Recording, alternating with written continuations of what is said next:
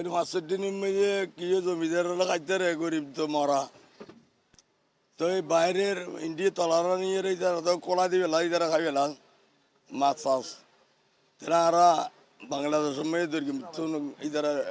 ইলিমা লইয়ে যান পাতা ইতারা খাই দেয়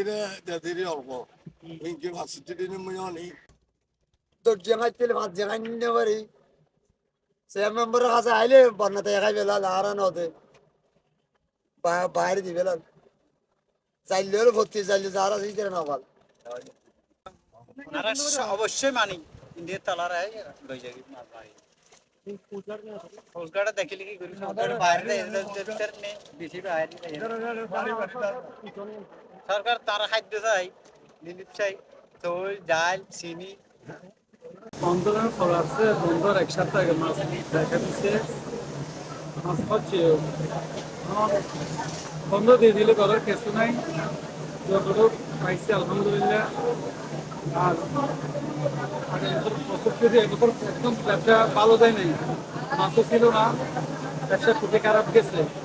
মাছও দরজার মধ্যে মাছও হচ্ছে বন্ধে পড়ে গেছে কারণ আমাদের দুর্ভাগ্য আর কি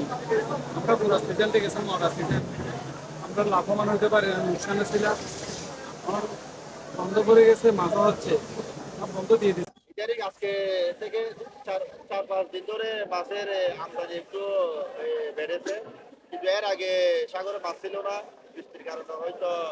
মাছ হয় নাই এখন বন্ধর আগে 4-5 দিন প্রচুর মাছ দেখা যাচ্ছে কিন্তু আমরা এখান থেকে কিনে নিয়ে ঢাকাতে ন্যায্য মূল্য দাম পাচ্ছি না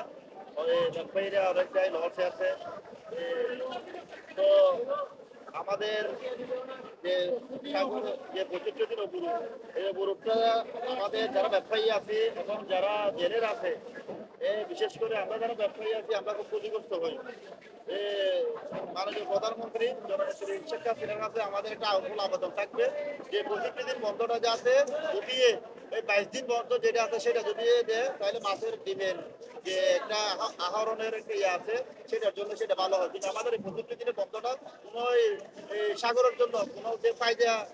আনবে এটা আমরা দেখতেছি না সেটার জন্য